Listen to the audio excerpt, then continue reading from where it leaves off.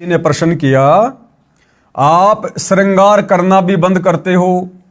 आभूषण तो स्त्री की शोभा होती है, इज्जतदार व धनवान के घर की बहू बेटी की तो इसी से गरिमा बनती है। ये आपका असूल यानी नियम कुछ जचा नहीं। क्या सवाल किया कि जी आपके मार्ग में, आपके पंथ में जो भगत उपदेश ले लेता है, उसके बाद आपके नियम अनुसार वो माता बहनें सोने चांदी के या आर्टिफिशियल नकली किसी प्रकार के गहने नहीं पहनती हैं। जो पुरुष भगत होते हैं वो कोई भी सोने चांदी की चैन या सोने चांदी की अंगूठी वगैरह कुछ नहीं पहनते हैं। ना कोई तड़कीले भड़कीले छोटे छाटे कपड़े पहनते हैं, ना कोई जींस वगैरह पहनते हैं, ना कोई टाइट टी शर्ट पहनते हैं। तो ये सब कुछ क्या, ये गहने वाने पहनना, बढ़िया बढ़िया कपड़े पहनना, ये तो धनवान और इज्जतदार लोगों की पहचान होती है। तो आपका ये नियम हमें कुछ समझ में नहीं आया। तो गुरुदेव भगवान ने उस भोली आत्मा को क्या जवाब दिया? उत्तर, इसका लाभ कोई नहीं और हानि भयंकर है। हम शास्त्रों को आधार मानकर अपनी सब क्रिया करते हैं, जैसे पूर्व में भी बताया था। और सुनो, अब गुरुदेव महाभारत की कथा सुनाकर उस नादान व्यक्ति की शंका का समाधान कर रहे हैं कि भाई ये सोना क्या है, ये सोने चांदी के गहने क्या हैं, और सोने चांदी के गहने आप और हमने धारण क्यों नहीं करने चाहिए। इसका एक शास्त्रीय रीजन है। महाभारत का प्रकरण है, राजा परीक्षित से जुड़ी हुई कथा है। और इस कथा से उन तमाम भगत भाई बहनों ने भी शिक्षा लेनी है। और इस कथा को सुनकर आज से ही किसी भी प्रकार के गहने, चाहे सोने के हों, चांदी के हों, आर्टिफिशियल हों, पहनने छोड़ देने हैं। यदि आपने अपनी भक्ति सफल करनी है, यदि आपने इसी कलयुग की पिछली पीढ़ी में सतगुरु के रहते सहते मोक्ष प्राप्त करना है तो सोना क्यों नहीं पहनना चाहिए। महाभारत में कथा है जो इस प्रकार है। राजा परीक्षित के समय उसके राज्य में बहुत सारी अप्रिय घटनाएं घटित होने लगी। राजा ने ज्योतिषियों से कारण जाना। उन्होंने बताया कि कलयुग की शुरुआत हो चुकी है, यह कलयुग के कारण हो रहा है। राजा ने पंडितों से समाधान पूछा तो बताया, हम कलयुग को कील देंगे यानी बांध देंगे, हम उसका अनुष्ठान जानते हैं। राजा परीक्षित ने सब सामग्री मंगाकर कलयुग को समाप्त करने के मकसद से एक अनुष्ठान करवाया। कलयुग परेशान हो गया।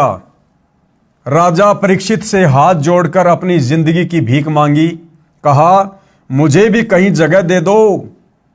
राजा परीक्षित ने उसको इस शर्त पर छोड़ा कि तू इन इन स्थानों पर रहना। जब कलयुग का प्रभाव द्वापर युग के अंत में बहुत ज्यादा बढ़ने लगा तो राजा परीक्षित ने अपने धर्म गुरुओं से, ऋषि मुनियों से इसका समाधान चाहा। तो ऋषि मुनियों ने कहा, जी चाहे कितनी बड़ी आपत्ति हो, कितनी बड़ी समस्या हो, भक्ति से दूर होती है। और काल के साथ तो कोई लड़ाई झगड़ा भी नहीं किया जा सकता कि हम उसको तीर से मार देंगे, तलवारों से काट देंगे। तो भक्ति ही एकमात्र विकल्प है, सबसे बड़ा अस्त्र है, शस्त्र है किसी भी बुराई का अंत करने का, किसी पर भी विजय प्राप्त करने का। तो ऋषि मुनियों ने कहा कि महाराज जी धार्मिक अनुष्ठान करवाओ, धार्मिक अनुष्ठान से वो काल बंध जाएगा, विवश हो जाएगा, निष्क्रिय हो जाएगा। और राजा परीक्षित ने ऐसा ही किया।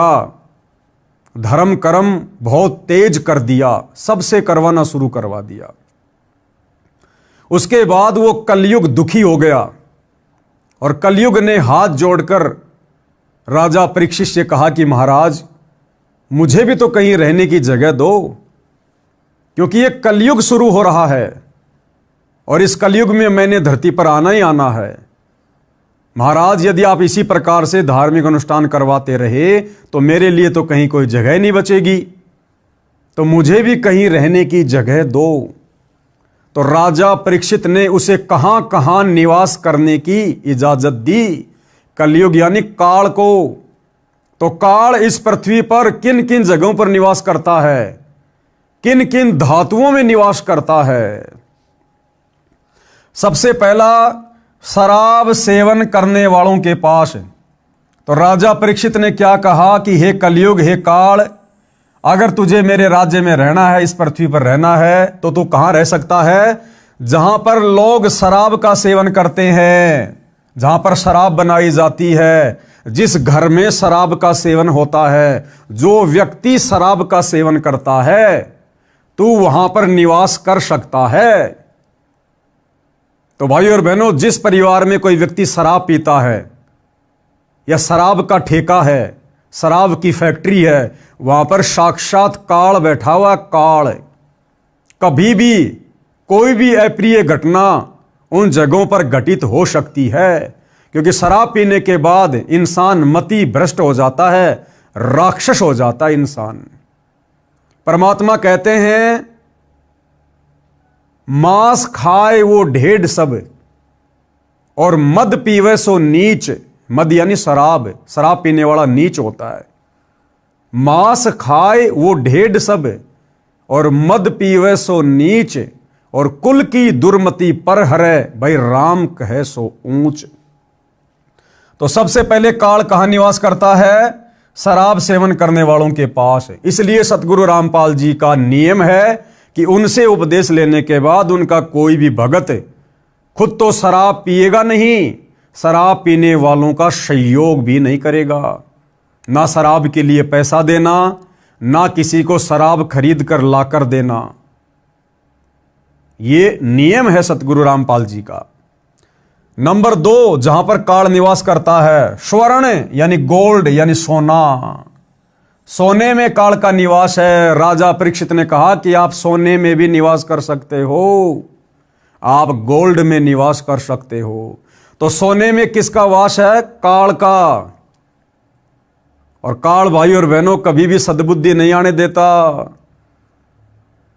तो सतगुरु रामपाल जी के मार्ग में या अन्य जगत वाले भाई बहन माताएं, अगर उनके घर में सोना है, अगर वे सोने चांदी के आभूषण पहनती हैं, उनको कभी भी सद्बुद्धि नहीं आ सकती। अगर जगत वाला है तो कभी भी उसको सद्बुद्धि नहीं आएगी, उल्टे काम ही करेगा। और यदि सतगुरु रामपाल जी से उपदेश लेने के बाद कोई सोना चांदी पहनता है, अपने घर में रखता है, तो समझो अभी उसके घर में परमात्मा का वास नहीं है। भगत होने के बावजूद उसके घर में अभी काल का वास है, काल का वास। तो जहां सोना होता है या जो भाई बहन सोना पहनते हैं, वहां पर काल का वास है। और सतगुरु रामपाल जी ने अपने भक्तों को सख्त हिदायत दी हुई है कि सोना पहनना तो दूर, सोने को तो घर में भी नहीं रखना चाहिए। एक छोटा सा सत्संग आपको सतगुरु रामपाल जी के मुख कमल से सुना देते हैं, सुनिएगा। भक्ति बिना क्या होते हैं ये भरम रहा संसारे, रति कंचन पाया नहीं रावण चलती बार। सर्व सोने की लंका थी, किसा को बद्दी था, करके भक्ति सिद्धि प्राप्त रिद्धि प्राप्त करके, और सोने की लंका जैसे हम गारा की ईंट पका के और मकान बनाते हैं, वो सोने की ईंट बना के, छोटी छोटी ईंटें होती थी पहले, और उनसे सोने ही की वो गारा बना के और महल बनवा रखे थे उसने। इतना धनी था। और आप दौरे मुश्किल से 50-20 ग्राम 20 तोले सोना होगा था। गुणा बुढ़ा सेठ होगा जिस पर 20-30-40 तोले सोना हो गया। कहते वो रति नहीं लेके गए, ग्राम भी नहीं ले जा सका, तुम कहां ले जा सकोगे? और के कला तोड़ दोगे 40 तोले सोने में?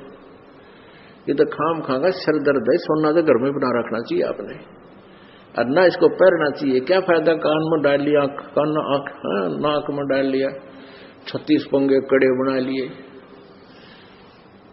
परमात्मा ने इतना सुंदर शरीर दे रखा है, इस पर आडंबर करने की कतई जरूरत नहीं।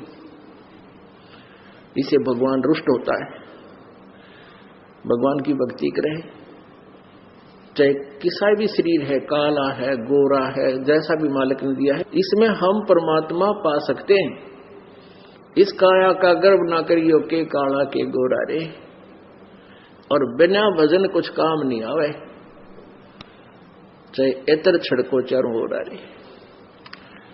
तो पुणात्माओं धीरे धीरे, क्योंकि हम इतने इस सामाजिक माहौल में हम इतने गहरे चले गए कि वहां से वापस आना अपनी पटरी पे हमारे लिए कठिन हो रहा है। हम दलदल में धस गए, लेकिन परमात्मा का सहारा आपको एक क्रेन का काम करेगा। तो भाइयों और बहनों, ये नियम है गुरुदेव भगवान का, क्योंकि सारे के सारे नियम फॉर्म पर लिखकर, पुस्तक में लिखकर भगत को नहीं दिए जा सकते। नाम दीक्षा के समय हमें जो नियम बताए जाते हैं, जो मर्यादा बताई जाती है, वो केवल शुरुआती हैं। अगर सारे नियम बता दिए जाएं, हम भक्ति भी ना करें। इसलिए हमारी छोटी बुद्धि को देखते हुए सतगुरु ने केवल भक्ति को शुरू करवाने के लिए छोटे मोटे नियम ही हमें दिए फॉर्म पर लिखकर। फिर सतगुरु ने बताया कि बच्चों, जब तुम सत्संग सुनोगे, सत्संग के माध्यम से फिर तुम्हें नियम और मर्यादाओं का पता चलेगा, और जब तुम तमाम प्रकार की नियम और मर्यादाओं को निभाओगे, तब तुम्हारी भक्ति सही प्रकार से सफल होगी। तो सतगुरु रामपाल जी के भक्तों ने यदि सफल करनी है भक्ति और प्राप्त करना है मोक्ष, तो भाई सोना चांदी पहनना तो दूर, सोना चांदी भगत के घर में भी नहीं रहना चाहिए। मान लीजिए कुछ माता बहनें ऐसी हैं जो अपने सास ससुर के पराधीन है, माता पिता के पराधीन है, अपने पति के पराधीन है, और वो कहती है कि हम सोना बेच नहीं सकते। कोई बात नहीं, अगर आपके घर के मुखिया, आपके सास ससुर, आपके पति अगर सोना बेचने नहीं देते हैं, तो कम से कम आपने तो सोना पहनना छोड़ना ही पड़ेगा। उसके लिए चाहे आपको सास ससुर की मार खानी पड़े, चाहे अपने पति की मार खानी पड़े।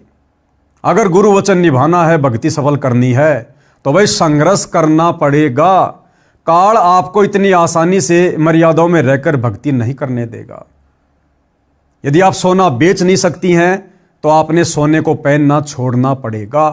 और यदि आप परिवार की मुखिया हैं, आपके ऊपर किसी का कोई दबाव नहीं है, कोई प्रेशर नहीं है, तो ऐसे में ना आपने सोना पहनना है और ना आपने सोना अपने घर में रखना है। सोने को बेचकर आप परमात्मा की सेवा में लगा सकती हैं। सोने को बेचकर आप परिवार की आवश्यकता का सामान खरीद सकती हैं, बच्चों की स्कूल की फीस भर सकती हैं, उनके कपड़े ला सकती हैं, जो मर्जी वो पैसा फिर आप अपने घर में प्रयोग कीजिएगा, लेकिन सोना पहनना नहीं है। नंबर 3, जुआ खेल में, जहां पर जुआ खेला जाता है वहां पर काल का प्रवेश है। इसलिए सतगुरु रामपाल जी के भक्ति मार्ग में जुआ तो छोड़ो, ताश खेलना, और यदि ताश कोई खेल रहा है, उनके पास में खड़े होकर या बैठकर देखना भी सख्त मना है। ना जाने कब किस बात को लेकर उन काल प्रेरित लोगों में झगड़ा हो जाए, गाली गलोच हो जाए, किसी की मृत्यु हो जाए, और आप वहां बैठे थे, ताश देख रहे थे, आपको गवाह के रूप में पेश कर दिया जाएगा।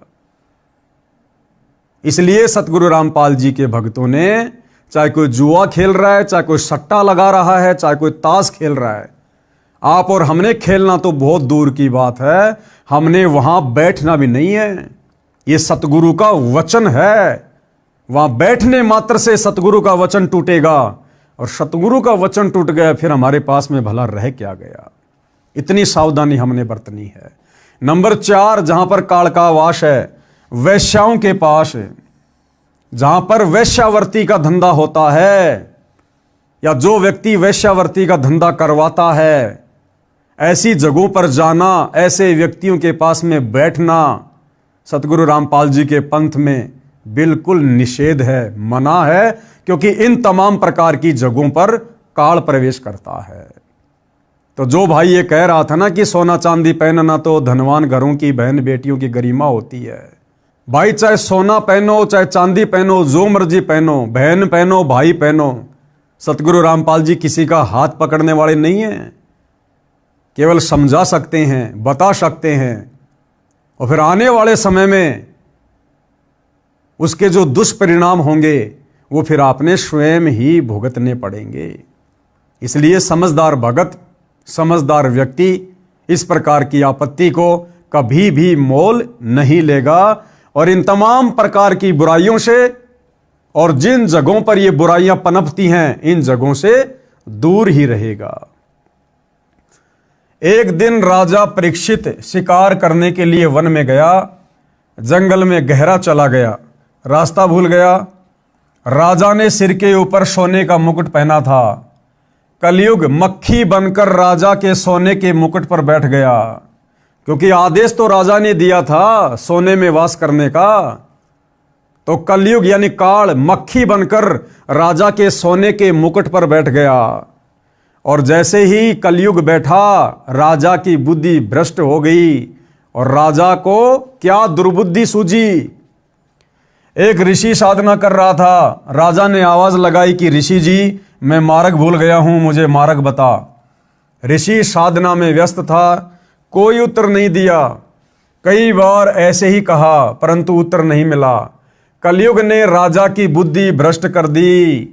राजा को अभिमान हुआ कि मैं राजा हूं और यह एक सामान्य व्यक्ति मेरा अनादर करके अपमान कर रहा है। अहंकार व्याप्त हो गया राजा परीक्षित में, जबकि राजा परीक्षित तो ऋषि मुनियों का, साधु संतों का बहुत ज्यादा आदर सत्कार किया करते थे। परंतु सोने के मुकुट में काल बैठ गया। चाहे सोने का मुकुट हो, चाहे सोने चांदी की अंगूठी हो, चाहे चैन हो, चाहे नाक का कांटा हो, चाहे कान की बाली हो, कुछ भी हो, चाहे 1 ग्राम हो, चाहे 1 किलो का मुकुट हो, सोना सोना ही है, चांदी चांदी ही है। आभूषण हमने धारण करने ही नहीं है।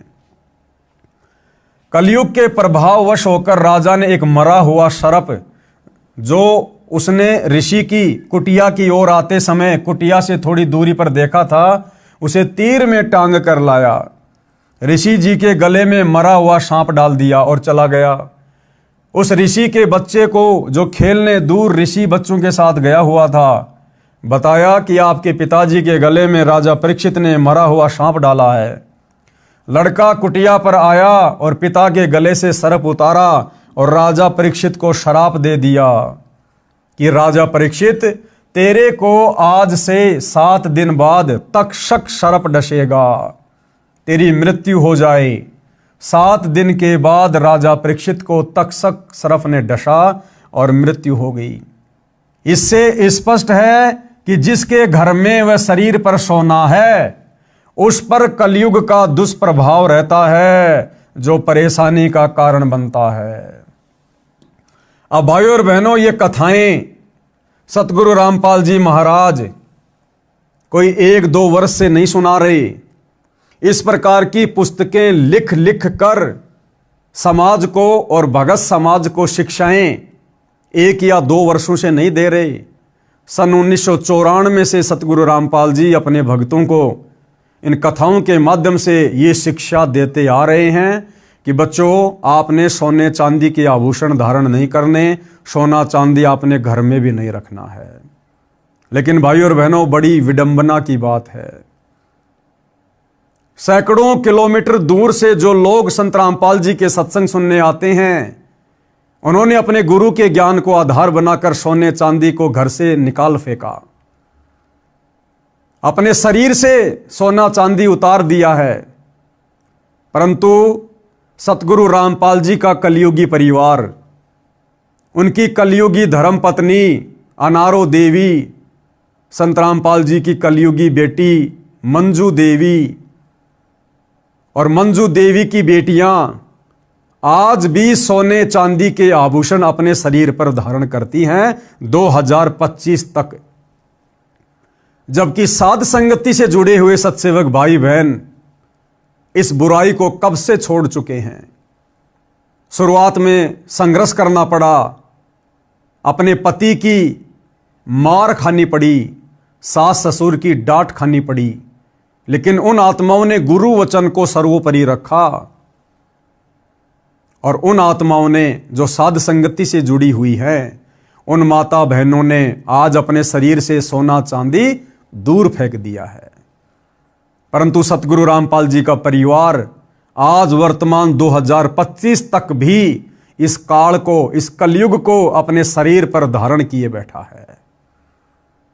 अब जब सतगुरु रामपाल जी का परिवार ही सोना चांदी नहीं छोड़ रहा, पहनना नहीं छोड़ रहा, तो बाकी संगत को ये लोग किस मुंह से बोल सकते हैं?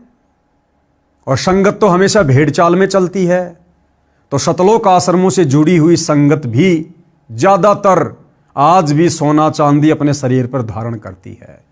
इसलिए मैंने पहले कहा था कि मैं केवल अपने सत्सेवक भाई बहनों की गारंटी दे सकता हूं नियम और मर्यादाओं को लेकर, लेकिन सतलोक आश्रमों से जुड़े हुए भाई बहनों की गारंटी नहीं दी जा सकती। अन्य हानि सोने की, फिर गुरुदेव भगवान बता रहे हैं कि सोना पहनने से अन्य और क्या क्या हानि हो सकती है। नंबर 1, चोरी का भय, हमेशा डर बना रहेगा, कभी चोर गहने चुरा ना ले जाए। माता बहन कहीं यात्रा कर रही हैं, बस या ट्रेन की खिड़की के पास बैठी हैं, उनके कान में बड़े बड़े सोने के कुंडल हैं, अचानक से कोई मनचला व्यक्ति खिड़की में हाथ देकर उंगली फंसाकर उस सोने या चांदी के बाले में खींच लेता है। वो सोना तो गया सो गया, उस माता बहन का कान भी कट गया। या कोई चोरी कर ले जाए, सोने चांदी के लिए कोई व्यक्ति मर्डर भी कर दे। आए दिन हम लोग अखबार में देखते हैं। कुछ दिन पहले सोशल मीडिया पर देखा, एक औरत मजदूरी करने जाती थी, शायद राजस्थान से थी। उसके पैरों में चांदी के मोटे मोटे कड़े थे, क्योंकि राजस्थान में माता बहनें पुराने समय से चांदी के मोटे मोटे कड़े पहनती हैं। तो किसी व्यक्ति ने, क्योंकि कलयुग है भाइयों और बहनों, ज्यादातर को हराम की खाने की आदत है, उस माई के दोनों पैर काट दिए उस चांदी के कड़ों के लिए। वो बेचारी लहू लुहान पड़ी हुई है। तो गुरुदेव भगवान कहते हैं कि चोरी का भय और मौत का भी भय। समाचार पत्रों में पढ़ते हैं, एक बहन सोने की मोटी चैन गले में पहने हुए थी, उसमें एक मोटा पिंडल लगा था, शहर से घर की ओर लौट रही थी। 2 व्यक्ति एक मोटरसाइकिल पर आए, एक ने चैन को पकड़कर झपट्टा मारा। मोटी चैन थी, टूटी नहीं, गर्दन में गड़ गई, जख्म हो गया। दूसरे ने कहा कि ले चाकू, गर्दन काट दे। ये सुनकर उस बहन ने हाथ जोड़कर जीवन की भीख मांगी, चैन निकाल कर दे दी और वो भाग गए। बहन मूर्छित होकर गिर गई। लोग इकट्ठे हो गए, अस्पताल में ले गए, इलाज करवाया, पुलिस बुलाई। जब वह बहन होश में आई तो चिल्लाई कि मारो मत मुझे, चैन निकाल लो। यानी उस समय तक भी वो सदमे में थी। जब होश में आई तो उसको लगा कि वो चैन छीनने वाले खड़े हैं। फिर अचेत हो गई। जब ठीक हुई तब सारी घटना बताई। कर लो दिखावा। बताओ, ऐसी घटिया चीज का क्या दिखावा करें जिसको पहनने के चलते हमारी जान पर बनाए। इसलिए सतगुरु रामपाल जी अपने भक्तों को मना करते हैं कि भाई, अगर आपने भक्ति करनी है, अगर आपने भगत बनकर रहना है, तो आपने इस प्रकार की बकवादों से दूर होना पड़ेगा। हमें साधु की परिभाषा बताई गुरुदेव ने, साधु सो ही जो सीधा चाल है, सिंपल तरीके से रहना, कोई मान बढ़ाई नहीं, कोई दिखावा नहीं, कोई अहंकार नहीं। अब माता बहनें सोना पहन लेती हैं, कई भाई मोटी मोटी सोने की चैन पहन लेंगे, अंगूठियां पहन लेंगे कई सोने चांदी की। अब बताओ, सोना चांदी कोई दूध दे रहा है क्या? केवल दिखावा। ये दिखावा मान बढ़ाई को पैदा करेगा, ये दिखावा अहंकार को पैदा करेगा। और जिस भगत के अंदर मान बढ़ाई है, अहंकार है, दिखावे वाली सोच है, उस भगत के निकट भगवान 1% भी नहीं है। वो भगत अभी भक्ति के निकट भी नहीं है। तो भाई, या तो दिखावा कर लो या भक्ति कर लो, 2 नावों में सवारी नहीं चल सकती। सोना जिसे धनवानों की बहु बेटियों की गरिमा बताकर नरक ढोते हैं, वही जान का झाड़ बन गई। गरिमा सड़क किनारे अचेत मिट्टी में पड़ी थी। वो बहन, वो बेटी जिसकी सोने की चैन झपट्टा मारने के कारण गले में जख्म हो गया था, कह रहे थे ना कि ये तो धनवान घरों की बहन बेटियों की गरिमा है, तो गुरुदेव कहते हैं वो गरिमा अब रोड के किनारे मिट्टी में अचेत होके पड़ी हुई है। आदमी उठाकर अस्पताल में ले गए, नहीं तो गर्दन से रक्त निकलता रहता और मर जाती। 30 वर्ष के आसपास आयु की बहन कानों में मोटे मोटे छल्ले बाले पहने हुए थी। वे थे तो नकली परंतु असली लग रहे थे। वह ट्रेन के इंतजार में स्टेशन पर खड़ी थी। 2 झपट्टा मारों की नजर उस पर पड़ी थी। जब रेलगाड़ी आई, गाड़ी में चढ़ने वालों की भीड़ बन गई। वे दोनों उस खिड़की के पास आ गए जिसमें वह बहन चढ़ने के लिए खड़ी थी। भीड़ बहुत थी। बहन डिब्बे में प्रवेश कर गई। सीढ़ियों तक डिब्बा भरा था। गाड़ी 2 मिनट में चल पड़ी। उन दुष्टों ने एक एक कान का छल्ला पकड़ा, झपट्टा मारा, कान फट गए। दोनों ट्रेन से कूद गए। गाड़ी ने स्पीड पकड़ी ही थी। वह बहन चिल्लाई, तब तक ट्रेन दूर जा चुकी थी। डिब्बे के व्यक्तियों ने गाड़ी की चैन खींची। लुटेरे तो जा चुके थे। उस बहन को अस्पताल में ले जाया गया, इलाज करवाया। तब उस बहन ने बताया कि ये कानों के बाले छल्ले नकली थे। ये झूठी शान का दिखावा भी दुख का मूल मंत्र है। आजकल चल रहा है ना गोल्डन पॉलिश वाले सोने के आभूषण, ब्याह शादी में माता बहनें पहन के जाती हैं। यानी जिनके घरों में सोना नहीं होता है, जिन माता बहनों के पास सोने के आभूषण नहीं होते, वो आर्टिफिशियल सोने के आभूषण पहनती हैं जिन पर सोने जैसी पॉलिश की गई होती है। क्या है वो? दिखावा, झूठी मान बढ़ाई। अब इस दिखावे के चक्कर में वो कान के मोटे मोटे बाले जिन पर गोल्डन पॉलिश की हुई थी, उस बहन के लिए जान की आफत बन गए। अरे वो बाड़े कितने के होंगे? 100-200 रुपए के, और बहन के कान फट गए और इलाज करवाने में कई हजार रुपए उसने बर्बाद कर दिए होंगे।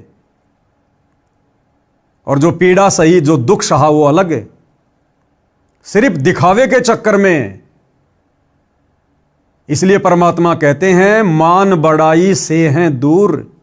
कौन? परमात्मा, सतगुरु हमेशा मान बढ़ाई करने वाले, दिखावा करने वाले भक्तों से दूर रहते हैं। मान बढ़ाई से हैं दूर और आजिज के हरि सदा हजूर। और जो आधीन भगत होता है, मान बढ़ाई दिखावे से दूर होता है, सिंपल तरीके से रहता है, परमात्मा यानी सतगुरु रामपाल जी भगवान कहते हैं मैं तो उस भगत का भी दास हूं, दास। और वे जो अपने आप में आंडी पाक कर फिर है, दिखावा करता है, कहते हैं उसके तो मैं निकट भी नहीं हूं। सोने को त्याग देने का लाभ। अब क्या कह रहे हैं गुरुदेव कि सोने को त्यागने से क्या लाभ है? ना कोई चोरी का डर रहेगा, ना झपट्टा मारों का डर रहेगा। यदि सब जनता हमारे की तरह सादा जीवन जिए तो घर स्वर्ग बनेगा ही बनेगा। ना तो चोरों का डर, ना झपट्टा मारों का डर, ना शरीर को कोई हानि होगी, ना कोई व्यर्थ का दिखावा होगा। और सबसे बड़ी बात, घर में काल का प्रवेश नहीं होगा। तो सतगुरु रामपाल जी भगवान कह रहे हैं अगर इस प्रकार से मेरे भक्तों की तरह जिस दिन ये सारी दुनिया वाले भक्ति लेकर भक्ति करेंगे, सादा जीवन जिएंगे, तो ये पृथ्वी ऑटोमेटिक स्वर्ग के जैसी बन जाएगी, स्वर्ग समान। और भारत देश विश्व के धनी देशों में प्रथम श्रेणी में खड़ा होगा। कारण विश्व में प्रत्येक देशों की जीडीपी सोने से चलती है। जिस देश के खजाने में जितना अधिक सोना यानी गोल्ड होगा, उसकी जीडीपी उतनी अधिक होती है। अंग्रेज भारत पर राज करते थे, बहुत सारा सोना सस्ते में ले गए, जो उनकी जीडीपी को ऊंचा बनाए हुए है। भारत के मंदिरों में सैकड़ों क्विंटल सोना रखा है जो किसी काम नहीं आता, अंधश्रद्धा के कारण रखा है। उसे सरकार के खजाने में जमा कराया जाए, सरकार मोल लेती है। भारत का रुपया अमेरिका के डॉलर के बराबर हो जाएगा। उस सोने की कीमत से धार्मिक अनुष्ठान करवाए जाएं, गरीबों की मदद की जाए ताकि दानकर्ताओं को पुण्य मिले।